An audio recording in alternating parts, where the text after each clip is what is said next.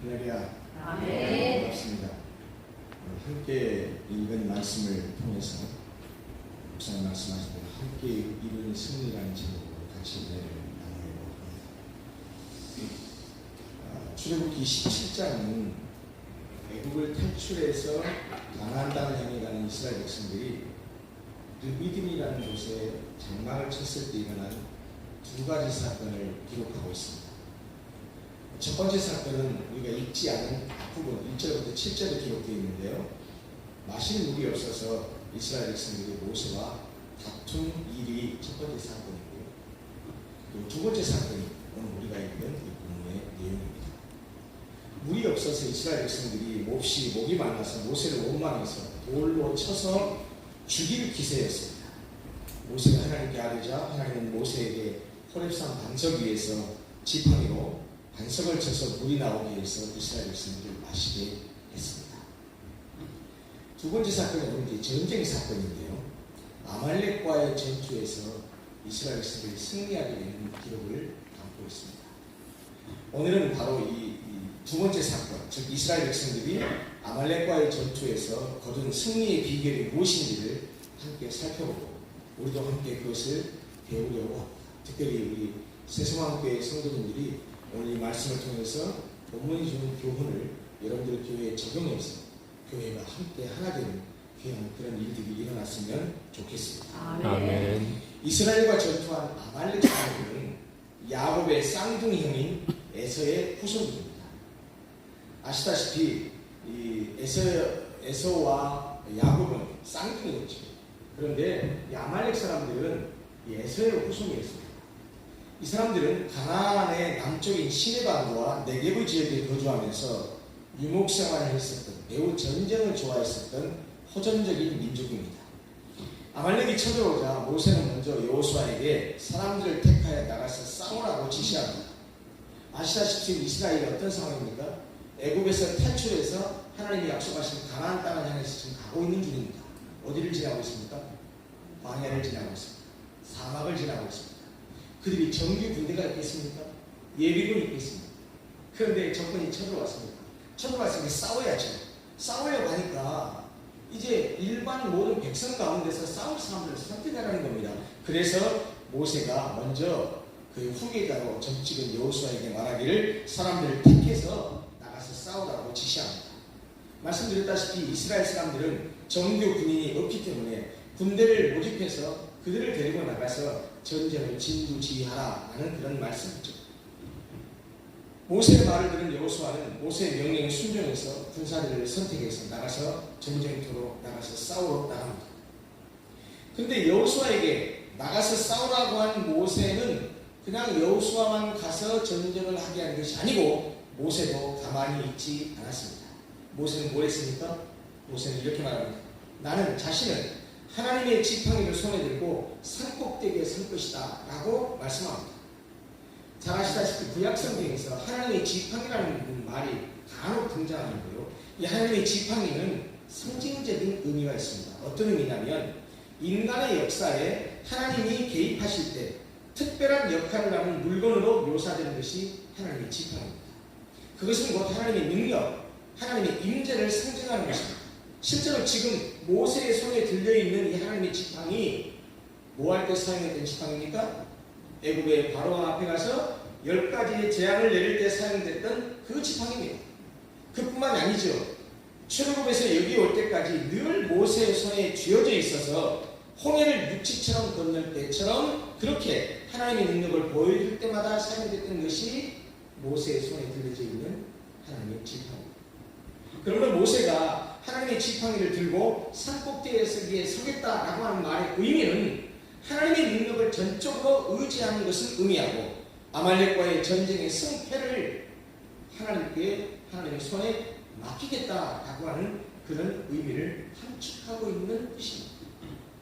그런데 모세가 하나님의 능력과 도움을 구하기 위해서 산에 오를 때 아론과 훌 두 사람이 동행했습니다.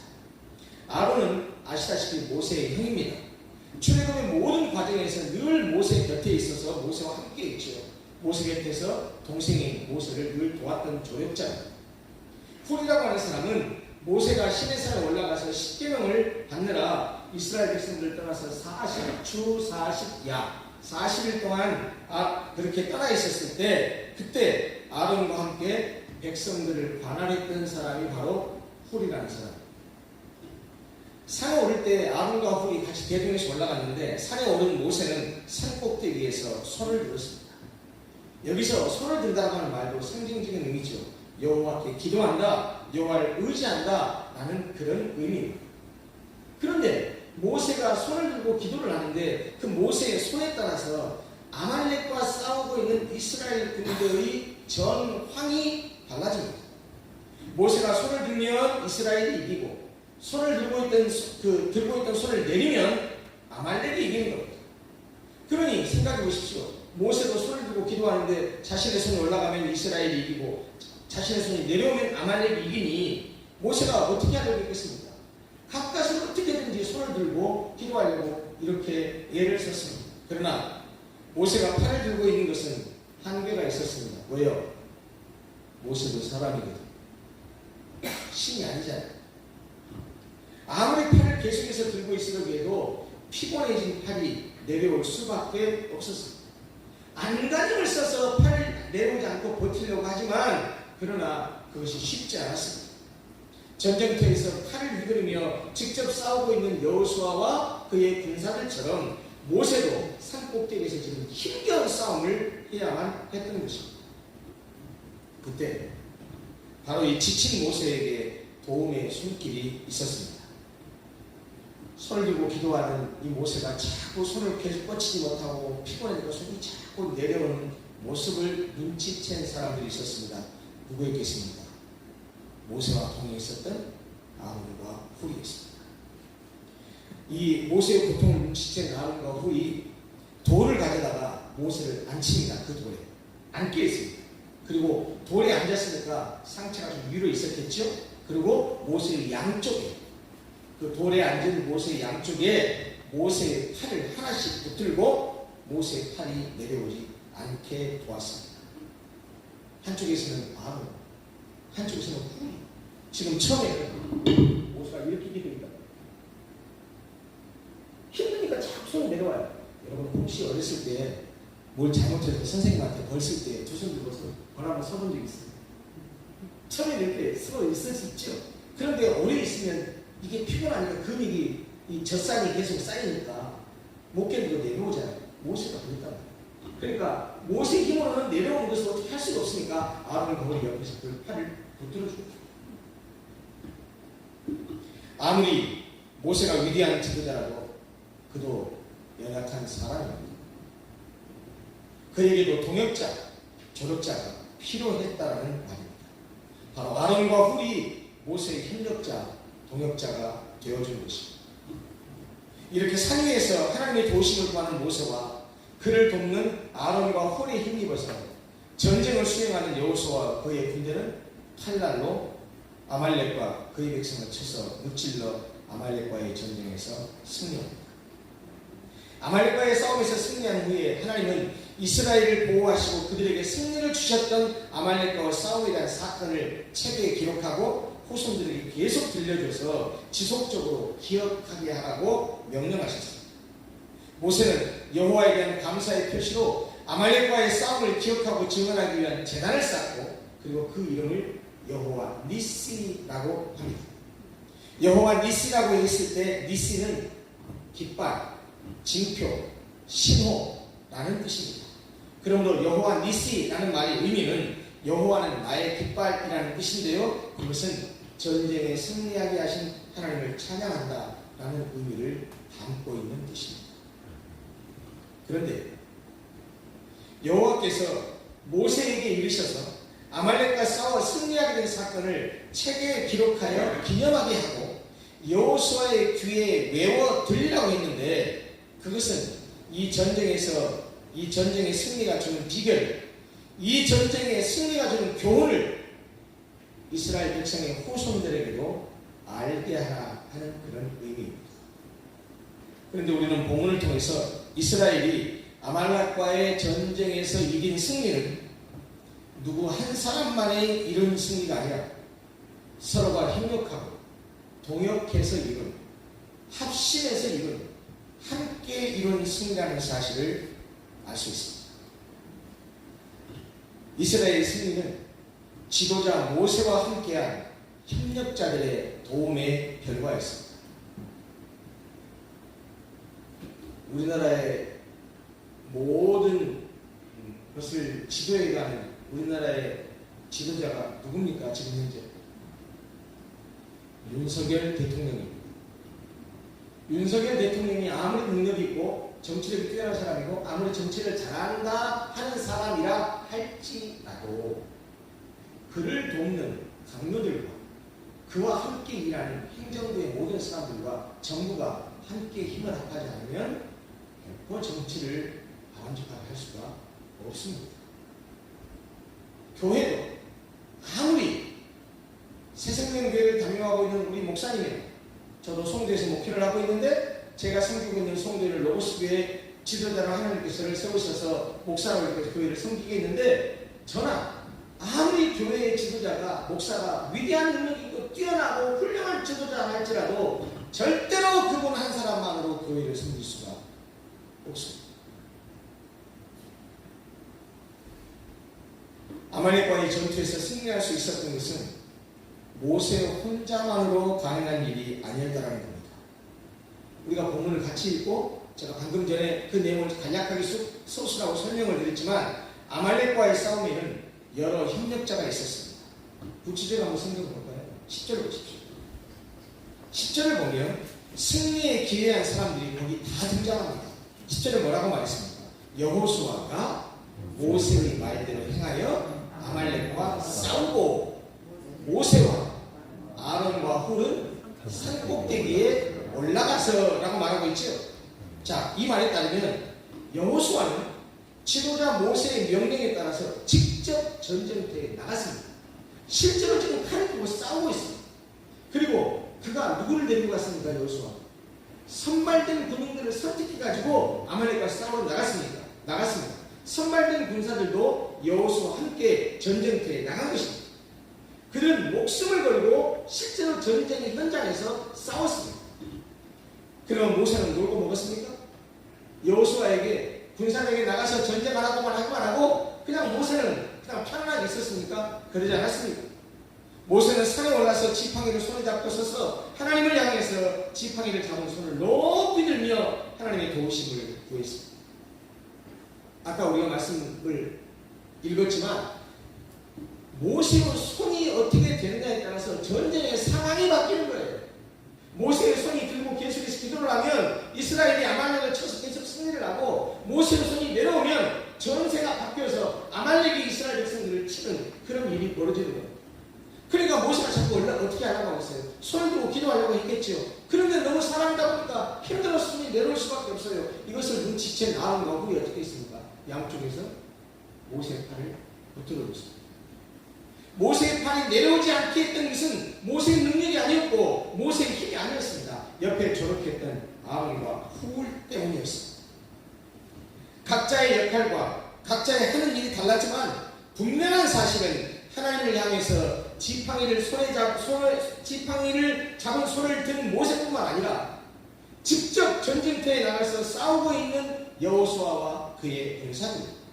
그리고 모세의 팔을 붙들었던 아론과 훌의 협력이 없었다면 이스라엘의 승리는 불가능했습니다.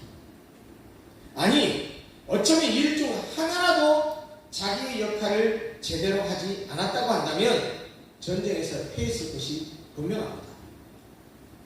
모세의 명령에 여호수아가 불순종했다.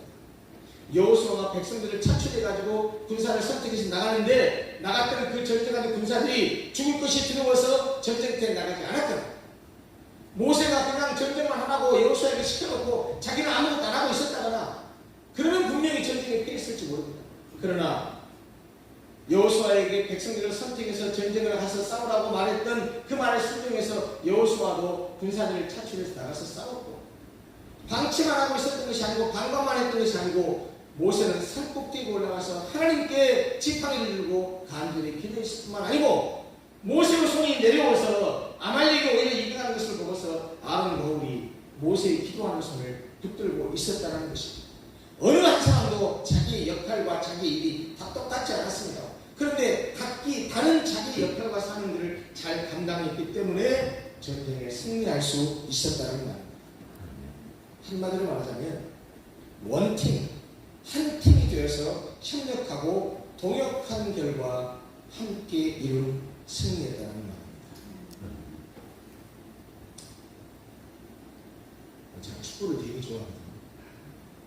학교 다닐 때 축구 선수도 있고, 지금은 이제 나이가 먹어서 축구를 하려고 해도 5분 뛰고 나면 배터리가 다 닳아가지고 헥헥거려서 공을 못 차요. 지금은 이제 격한 운동을 못 하는데, 자, 한때는 그래도 학교 다닐 때 축구 선수가 운동을 되게 좋아했거든요. 지금도 공을 하는 운동을 다 좋아하고, 워낙 제가 노는 걸 좋아해가지고. 근데 말이죠. 혹시 영국 프리미어 리그에서 활동하고 있는 손흥민 선수 아시죠? 네. 정말 1세기에 나올까 말까 하는 선수 같아요. 더군다나 아시아권 우리나라에서. 근데 토트넘이라고 하는 그 프로 구단에서 뛰고 있는데, 거기에 함께 뛰었던 케인이라고 하는 선수가 있는데, 독일 분데스리가로 이적을 해서 갔습니다. 그러고 나서 손흥민이가 주장이 됐어요. 토트넘 100년이 넘는 그 구단 역사에 아시아 선수가 주장을 한 게 손흥민이 최초랍니다. 그런데 어저께 아마 이 본머스하고 경기를 해서 2대0으로 이겼다고 제가 뉴스를 봤어요. 손흥민이가 3게임을 지금 주장해서 3게임을 뛰었는데 한 번도 안 지고 2번 이기고 한 번인가 비기고 그랬나 봐요. 그런데 손흥민이가 주장이 되고 나서 강조해 본 것이 뭐냐면 팀을 함께 아우르는 것이었어요. 자, 갑자기 축구 얘기를 왜 하냐면요, 축구뿐만 아니고 모든 단체 경기, 축구, 핸드볼, 배구, 농구, 럭비, 혼자 하는 개인 운동이 아니고 함께하는 스포츠에서 가장 중요한 게 뭔지 아십니까? 팀워크. 팀워크입니다. 팀워크. 팀워크라는 건 다른 게 아니에요. 예를 들어서 골키퍼가 골키퍼를 안 서고 맨날 공격적으로 나간다. 그럼 골 먹어요. 수비는 수비로서 역할을 잘 감당해야 되고, 미드필더는 미드필더 역할을 잘 감당해야 되고, 공격진 포워드는 포워드의 기류가 역할을 잘 해야 돼요. 그래야 그 팀이 공수의 밸런스를 유지하고 좋은 성적을 거둘 수 있고 게임에 승리할 수 있는 거예요. 여러분, 원팀이 되는 것 정말 중요합니다. 그런데 오늘 이스라엘 백성들이 출애굽을 하는 과정에서 느비라는 곳에 와서 아말렉과의 전투하면서 보여준 그 승리의 결과의 과정을 보면 얼마나 한 공동체가 각자 역할을 수행하면서 하나가 되는가, 원팀을 이루는가 얼마나 중요한가를 우리에게 보여주고 있습니다. 여러분, 하나님의 일은요 혼자 할 수 없습니다. 하나님의 일은 하나님의 일이기 때문에 원래 어느 한 인간의 능력으로만 할 수 있는 성질도 아닙니다. 하나님의 일은 유한하고 부족한 우리 인간들이 직임과 역할에 따라서 서로 힘을 합쳐서 동역하고 협력할 때만 이룰 수 있습니다. 함께 해야만 하나님의 일을 이루어낼 수가 있습니다. 더 구체적으로 교회를 세워가는 일도 마찬가지입니다. 세수만 교회가 아름답게 성장하고 발전하고 부흥하고 성숙해 가는 일에 있어서 그 일을 이동수 목사님 혼자만으로는 결코 할 수 없습니다. 여러분, 절대로 착각하지 마십시오. 목사님 열심히 기도하고 목회 잘하면 교회 부흥하고 성장하겠지. 예, 물론 목사의 역할과 목사의 위치가 중요하죠. 저 그거 부정하고 싶지 않습니다. 누구보다 교회를 걱정하고 교회의 성장과 부흥과 성숙을 위해서 기도하고 애쓰신 분이 담임 목사님이시죠. 그러나 담임 목사 혼자 있는 건 불가합니다. 목사 혼자만은 결코 교회를 세워갈 수 없습니다. 목사를 교회의 지도자로 세우셨지만 목사 혼자서 교회를 세우는 것은 아닙니다. 아니, 그럴 수도 없습니다.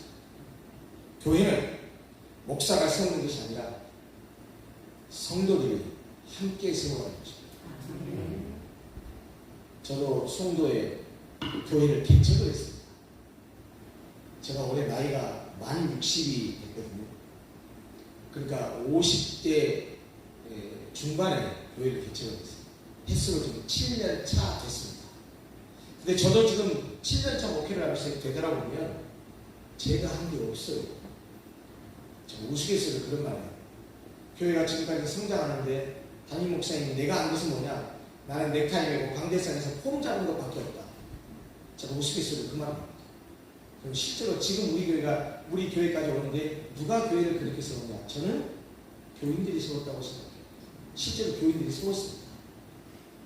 7년 동안 오는 사이에 어떤 분은 하게 기도로 교회를 세운 분이 있고, 어떤 분은 물질로 헌신한 분이 있고, 어떤 분은 정말로 굳은 일을 하면서 헌신하신 분이 있고, 그런 분들의 헌신과 섬김이 모여서 지금의 교회를 이루는 것이지, 무슨 이 윤경훈 목사의 능력이 대단하다고 지금 교회를 세웠겠습니까? 정말 맞습니다.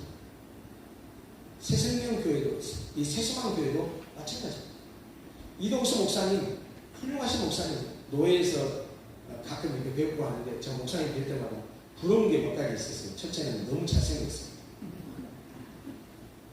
키도 크시고, 딱 보면은 그냥 포스가 장난이 아니에요. 저는 이렇게 키도 작고, 볼품도 없잖아요. 목소리도 참 좋으시고, 그리고 연배는 저보다 한참 아래이신 것 같은데, 노예에서 가끔 이렇게 뵈면 참 뭐랄까, 안정감이라고 할까. 이렇게 가벼운 느낌이 아니고, 참 무게감 있이 이렇게 듬직하게 보이셔서 뵐 때마다 참 나이는 저보다 한참 아니지만 존경하는 마음이 있었습니다. 근데 여러분, 목사님 그렇다더라도 목사님 혼자 절대로 새소망교회 못 끌고 와요. 비유하자면, 꼭 1대1로 대응할 수 있는 건 아니지만, 비유하자면 아말렉과의 전투에서 모세는 여러분 교회로 말하면 누구예요? 예, 담임 목사님 맞아요. 아론과 홀 누구예요? 장로님이 될 수도 있고, 안수 집사님이 될 수도 있고, 원사님이 될 수도 있어요.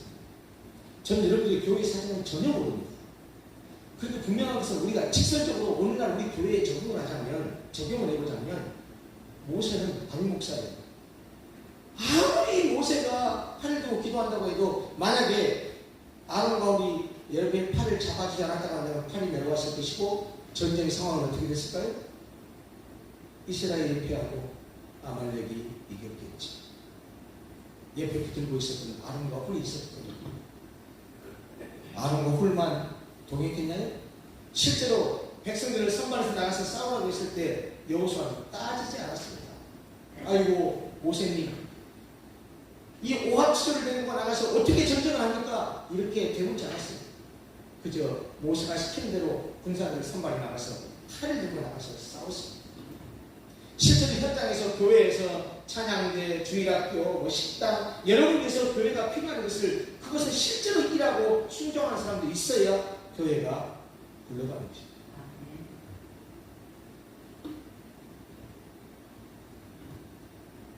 우리 교회가, 여러분들의 교회가, 이 땅에 있는 모든 교회가 지금 여기까지 오게 된 것은 절대로 담임 목사 혼자의 능력이 아닙니다. 그럴 수 없습니다. 모든 성도들의 협력과 동역이 있어야 된다는 말입니다. 저는 여러분들의 교회가 어떻게 해서 여기까지 왔는지 잘 모르지만, 여기까지 오게 되는 데는 수많은 성도들이 희생하고 헌신했으리라고 믿습니다. 그것들이 모아지고 뭉쳐져서 여기까지 왔으리라고 생각합니다. 아까 말씀드렸다시피 모세와 여호수아, 아론과 훌, 그리고 직접 전투에 참여한 군사들까지 모두에게 각자에게 주어진 역할과 임무를 분담해서 협력한 결과 이스라엘이 아말렉과의 전투에서 승리하게 되었던 것입니다. 우리들의 교회가 그래야 합니다. 말씀드렸다시피 제가 섬기고 있는 우리 교회에 그랬는데요, 여러분들도 마찬가지일 거라고 생각합니다. 여러분들 중 어떤 성도는 기도로 협력하고 동역할 수 있습니다. 어떤 성도는 물질로 협력하고 동역할 수 있습니다. 어떤 성도는 몸으로 협력하고 동역할 수 있습니다. 어떤 성도는 시간을 들여서 협력하고 동역할 수 있습니다. 어떤 성도는 내가 가진 재능을 들여서 협력하고 동역할 수 있습니다. 그래서 하나님께서는 모든 성도들에게 은사와 직분과 사역을 각각 나눠주신 것입니다. 어떤 사람에게는 말씀의 은사를, 어떤 사람에게는 섬김의 은사를, 어떤 사람에게는 사랑의 은사를, 어떤 사람에게는 봉사의 은사를, 어떤 사람에게는 물질의 은사를 주셨습니다. 각기 받은 다른 은사들이 하나로 드려질 때 그때 교회는 건강하게 세워질 수 있는 것입니다. 직분도 마찬가지입니다. 교회 안에는 목사도 있고 장로도 있고 안수집사도 있고 권사도 있고 서리집사도 있습니다. 직분은 높고 낮은 지위를 말하는 것이 아니지 않습니다. 모두가 각기 맡은 바 직임에 따라서 서로 협력함으로써 교회를 건강하게 세우기 위해서 하나님이 주신 귀하고 소중한 역할들입니다. 사역도 마찬가지입니다. 어떤 사람은 말씀을 가르치고 전합니다. 어떤 사람은 찬양이나 악기로 하나님을 찬양합니다. 어떤 사람은 이런저런 행정일로 교회를 섬깁니다. 어떤 사람은 방송실에서 섬깁니다. 어떤 사람은 주방에서 음식을 만듭니다. 어떤 사람은 예배당을 청소합니다. 어떤 사람들은 아가들을 돌봐줍니다. 어떤 사람들은 성도들을 모임해서 분위기를 주도합니다. 어떤 사람은 어르신들의 불편한 몸을 도와주는 그런 분도 계십니다. 이렇게 각기 받은 은사와 달란트되어 주어진 일을 충성스럽게 감당함으로써 교회가 든든히 세워지게 되는 것입니다. 우리에게 주신 은사와 직분과 사역이 달라도 하나님은 우리 모두가 협력하고 동역함으로써 주님의 몸된 교회를 세워가게 하셨습니다. 베드로전서 4장 10절 이렇게 말씀합니다. 들어보십시오. 각각 은사를 받은 대로 하나님이 여러 가지 은혜를 맡은 선한 청지기 같이 서로 봉사하라. 서로 협력해서 아말렉과의 전쟁에서 승리한 이스라엘처럼 교회도 모든 성도의 협력으로 세워집니다. 이스라엘이 아말렉과의 전투에서 승리한 또 다른 숨겨진 비결은 지도자에 대한 조력자들의 순종과 섬김입니다. 9절과 10절 다시 한번 볼까요? 9절과 10절. 모세가 여호수아에게 이르되 우리를 위하여 사람들을 택하여 나가서 아말렉과 싸우라. 자, 뭐하라고 했죠? 택해라, 나가라, 싸워라. 동사 세 가지입니다. 다시 잘 보세요. 우리를 위하여 사람들을 택하여 나가서 아말렉과 싸우라 했습니다. 10절 보십시오. 내일 내가 하나님의 지팡이를 손에 잡고 산꼭대기에 서리라. 너는 가서 싸우라. 나는 산꼭대기에 가서 하나님의 지팡이를 손에 잡고 서겠다라고 얘기했는데 그 다음에 뭐라고 말했죠? 여호수아의 행동을 보습니다. 10절. 여호수아가 모세의 말대로 행하여. 모세의 말대로 행하여. 그러니까 모세의 말대로 행했다는 건 어떻게 했다는 것이죠? 사람들을 택하여 나가서 싸웠다는 거예요. 구체적으로 택해서 나가서 싸우라 그랬더니 모세의 말대로 행했다. 그 말은 모세가 시킨 대로 했다는 말이에요. 쉽게 말하면 모세의 말에 순종이다. 사람들을 택하여 나가서 아말렉과 싸우라는 모세의 명령은 사실은 여호수아 입장에서 보면요 어이없는 노릇이에요. 아까 말씀드렸다시피 이 사람들은 정규군이 아니에요. 애굽에서 430년 동안 종살이 하다가 모세가 그들을 해방시켜가지고 지금 가나안 땅을 향해서 40년 동안 가고 있잖아요. 언제 무슨 군사훈련을 받았겠습니까? 언제 칼을 휘두르는 연습을 해봤겠습니까? 그런데 모세가 여호수아에게 야 사람들 선택해 가서 나가서 싸워 그러니까 여호수아의 입장에서는 깝깝한 노릇이죠. 훈련도 안 된 그런 사람들 데리고 와서 전쟁을 안 하니 다 죽으라는 얘기가 더 됩니까? 그런데 여호수아가 모세의 말대로 행했다. 제가 집사끼리 아닙니다. 우리 집사람을 만난 제 교회가 내가 어머니 뱃속에서부터 교회를 다녀가지고 태어나서 자란 고등학교 3학년 때까지 자란 교회가 목포 영락교회입니다. 고향이 목포인데요. 그리고 이제 대학을 서울로 오게 됐고 그러다 2차 절차에서 수원에 있는 은혜교회라고 하는 메탄동에 있는 은혜교회, 지금 우리 노예 김인천 목사님이 목회하고 있는 교회가 제 두 번째 모교회입니다. 거기에서 우리 집사람을 만났는데 그때 지금 김인천 목사님 전에 목회했던 그 목사님이 목회했어요. 저 이제 그때 집사람 만났으면 나중에 연애하고 결혼했고 그 전에는 총각이었지 않았겠습니까? 어느 목사님이 이제 결혼하고 가서 했던 것 같아요. 집사람 사택으로 부르시더라고요. 예배당 아래 지하에 사택이 있습니다. 저한테 뭐라고 집사님, 중고등부 좀 맡아서 하세요. 중고등부를 맡아서 하래요. 그래서 깜짝 네? 저 왜 깜짝 놀라서 목사님이 들물었느냐? 중고등부가 없었어요. 중고등부가 없었다니까요. 조직도 안 돼 있는데 저를 부르셔서 윤 집사님 중고등부 좀 맡아서 하세요. 제가 처음에 네? 이랬다가 이내 목사님의 의중을 헤아리고 예 알겠습니다. 그렇게 대답하고 목사님한테 목사님 중고등부 아이가 있는 집사님들 전화번호 좀 주십시오 라고 해서 전화번호 받아가지고 제가 한 달을 돌아다녔습니다. 신방을 돌아다니면서 모 집사님한테서 집사님 누구 좀 좀 보내주세요. 그렇게 해가지고 주일날 목사님 그 사택에서 예배상 펴놓고 2명의 아이 앉혀놓고 성경 공부를 하기 시작한 게 은혜교회 중고등부 시작입니다.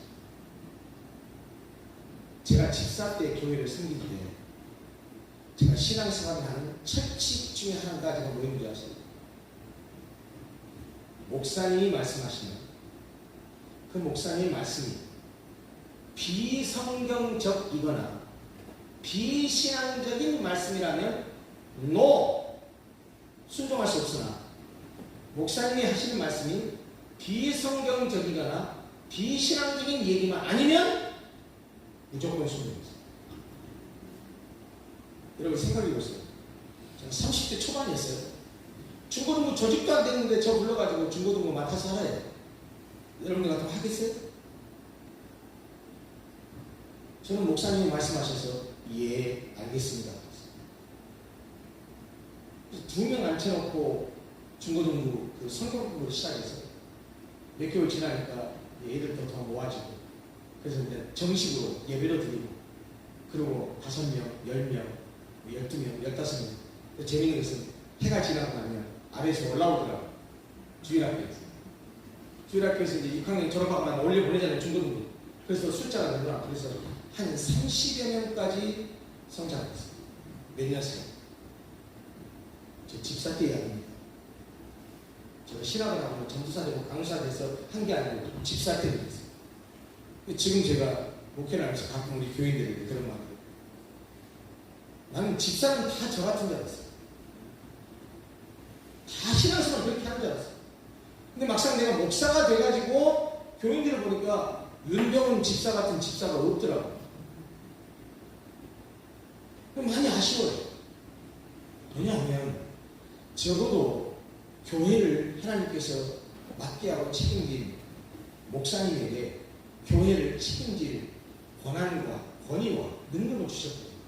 그러면 목사님이 그 어느 누구보다도 담임 목사가 그 교회를 위해서 가장 많이 기도하고 가장 많이 애쓰고 가장 많이 관심 있고 목회보니까 알겠더라고요. 담임 목사는요 교회에 있으나 집에 있으나 언제나 서나 갑자기 유행가 가사가 생각나요. 언제나 서나 당신 생각이 아니고요. 목사는요 언제나 서나 성도 생각 언제나 서나 교회 생각 진짜 그래서 목사님들이 여러분들을 목회하고 목양하고 지도하고 인도할 때 어떤 부탁을 말씀 안에서 명령을 하십니다. 목사님 말씀이 아까도 제가 말씀드렸잖아요. 비성경적이거나 비신앙적이면 따르지 않아도 돼요. 그렇지 않으면 목사님 하신 말씀에 무조건 예스 하는 것이 그것이 바람직한 신앙인들의 자세입니다. 오늘 여호수아가 없어요. 택하여 나가서 싸우라 그랬는데 여호수아가 모세의 말대로 행했고요. 택해서 나가서 싸운 거예요. 따지지 않았어요. 아니 이런 오합지 들어가지고 어떻게 전쟁합니까? 하지 않았어요. 누구를 선택해야 됩니까? 묻지도 않았어요. 그저 모세가 하는 말씀에 순종했다라는 이야기입니다.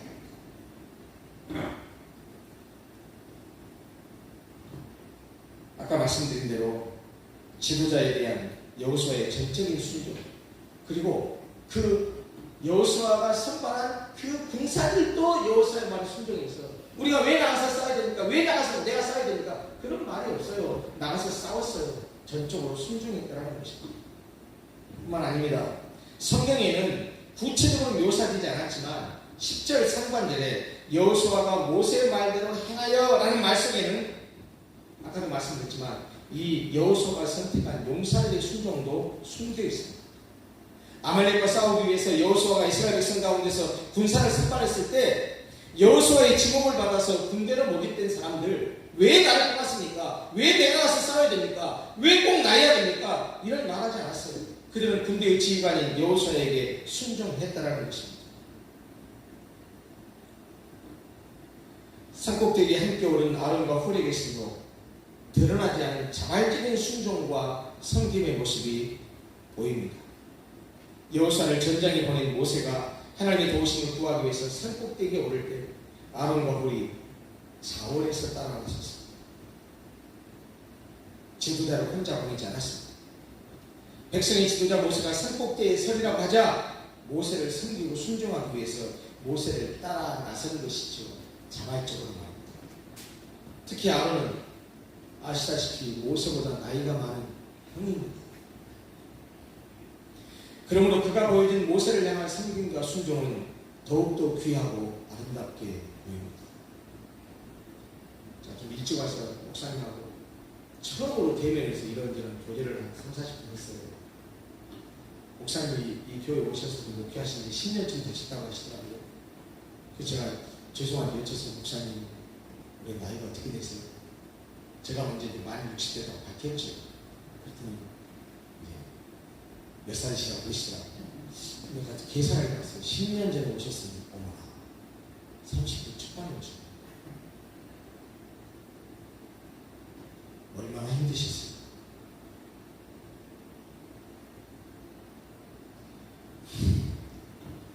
서울대학교는 사회학과 교수가 책을 하나 쓴 게 있어요. 그 책 제목이 뭔지 아십니까? 공자가 죽어야 나라가 산다. 혹시 그 책 아세요? 그 책에서 말하고 있는 핵심적인 내용이 뭔지 아세요? 대한민국은, 지금 우리나라는 조선시대 500년 역사 속에 뿌리 있게 박혀 있었던 이 공자의 사상, 쉽게 말하면 육아사상, 이게 전통적인 사고로 딱 박혀가지고 이것이 옳은지 그른지 왜 그래야 되는지 따지지도 않고 그 유교적인 사상에 사로잡혀서 이 세상이 움직여가고 있다는 거예요.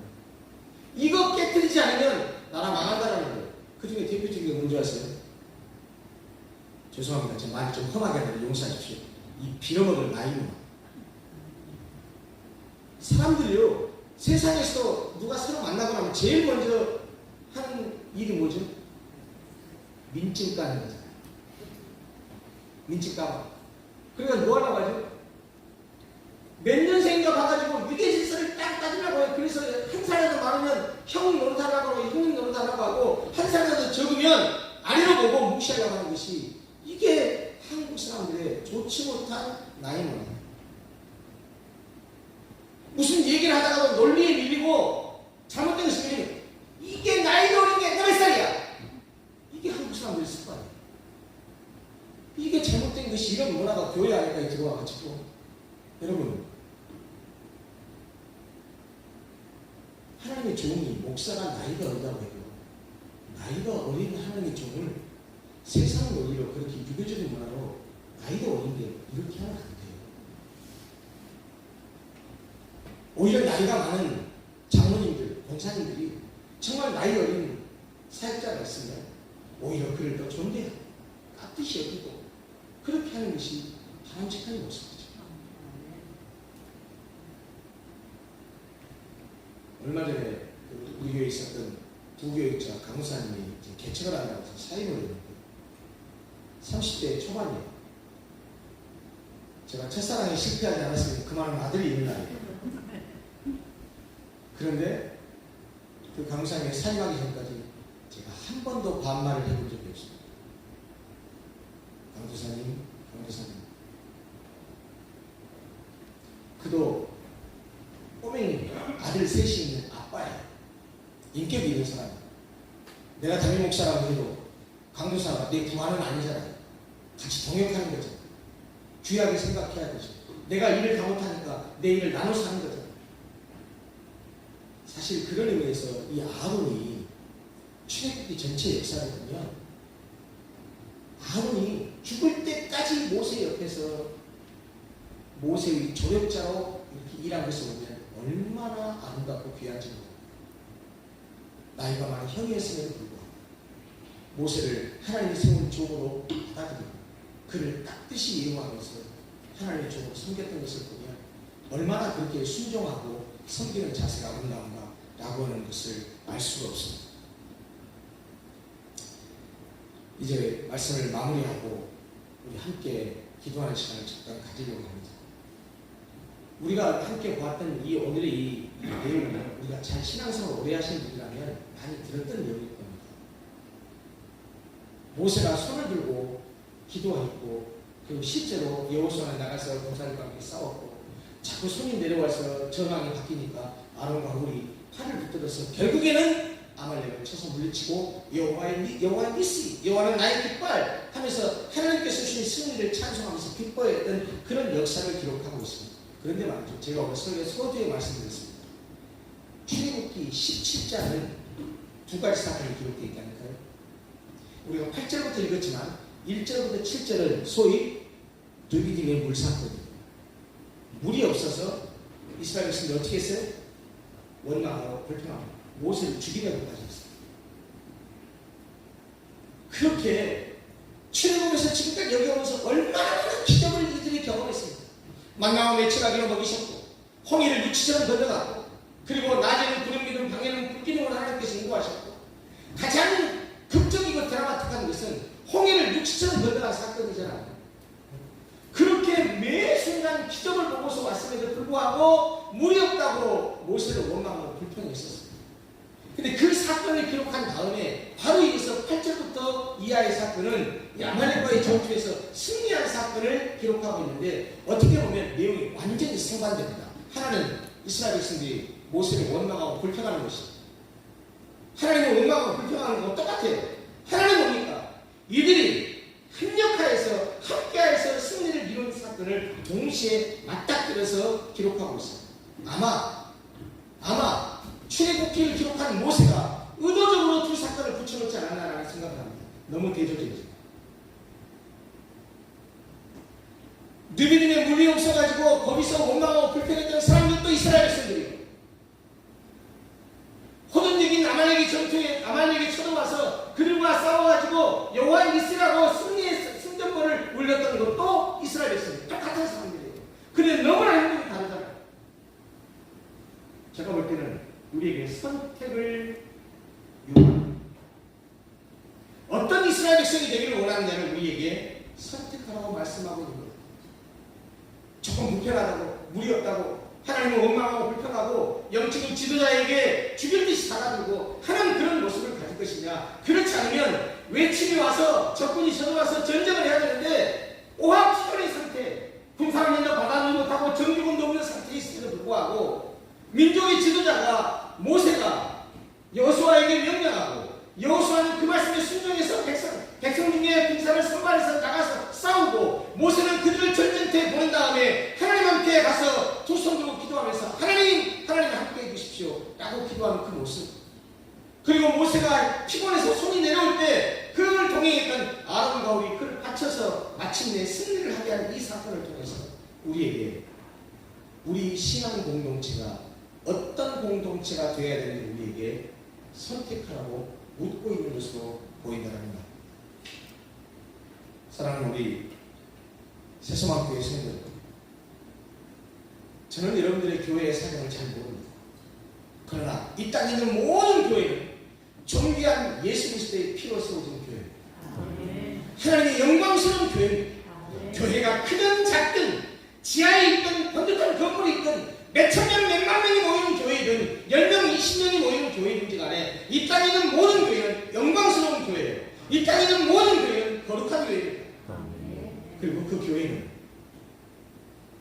예수께서 피값 주고 사신 생명 같은 공동체입니다. 그런데 교회 공동체는 인간이 모여있는 조직이기 때문에 목사도 있고 교인들을 대표하는 장로도 있고 권사도 있고 안수집사도 있고 직임도 있고 역할도 다 다릅니다. 여러분, 그런데 그 공동체가 바람직하게 성장하고 성숙하고 부흥하고 그리고 제자리를 잡아가는 데는 절대로 반드시 꼭 기억하십시오. 목사 혼자는 능력은 안 됩니다. 교회를 오래 다닌 몇몇 사람들의 노력으로 되는 거 아닙니다. 모든 교회의 구성원들이, 모든 교회의 공동체 멤버들이 함께 자기가 맡은 역할과 사명에 따라서 자기에게 주신 은사와 달란트를 따라서 함께 힘을 합할 때, 그때 함께 승리를 쟁취할 수 있습니다. 마치 아말렉과의 전투에서 백성들을 선발해서 나가서 싸운 여호수아와 군사들, 그리고 그들을 전쟁터에 보내놓고 산꼭대기에 올라서 여호와께 지팡이를 들고 간절히 기도했던 모세, 그리고 그의 팔이 내려와서 전황이 바뀌자 그걸 보고서 양쪽에서 모세의 팔을 견고하게 지켜줬던 아론과 홀, 이들이 함께 했기 때문에 이룰 수 있는 승리였습니다. 사랑하는 우리 새소망교회 성도들, 저는 여러분들의 교회가 그런 교회가 되기를 바랍니다. 우리 목사님뿐만 아니고 장로님들과 권사님들과 그리고 집사님들과 모든 성도들이 하나가 돼서 우리에게 준 역할과 사명, 은사와 달란트대로 우리에게 맡겨진 것을 그대로 최선을 다해서 할 때, 우리가 함께 힘을 모을 때 우리 새소망교회는 더 성장할 것이고 더 부흥할 것이고 더 성숙해 가서 하나님께 영광 돌리는 교회가 될 것입니다. 사랑하는 성도 여러분, 힘내십시다. 그리고 우리에게 주어진 역할과 사명, 그리고 우리에게 준 은사와 달란트대로 최선을 다해서 함께 힘을 모아서 한번 하나님이 기뻐하시는 교회, 하나님을 기쁘시다는 교회, 그런 아름다운 교회로 힘있게 성장하고 힘있게 성숙해 가기를 간절히 바랍니다. 제가 목사님께 그랬어요. 잠깐 교제하면서, 목사님, 이제 우리 앞으로 친하게 지냅시다. 나이 차이가 조금 난다 할지라도 목회적으로 보면 우리 목사님이 저보다 선배님이거든요. 그리고 거리도 멀지 않아요. 오늘 송도에서 와보니까 30분도 안 걸려요. 좀 가까이 지내서 서로 교제하고 그러자고 말씀을 나눴는데, 저도 이렇게 왔다 갔다 하면서 여러분들 교회가 하나님으로 성장하고 성숙하는 모습을 보면 저도 얼마나 감사하고 기쁘고 있습니다. 사랑하는 우리 새소망교회 성도들, 여러분들이 여러분 개인 각자가 오늘 이 말씀 이렇게 받아야 됩니다. 그래, 내가 아론과 훌이 되겠어. 내가 여호수아가 되겠어. 내가 여호수아가 차출에서 나간 전쟁에 싸운 그 전쟁의 군사들이 되겠어. 나도 새소망교회를 위해서, 주님의 몸된 교회에서 그렇게 함께하고 그렇게 힘을 합하리라 라는 다짐을 해서 교회가 아름답게 성장할 수 있는 복된 교회가 되기를 간절히 소원합니다. 기도하겠습니다.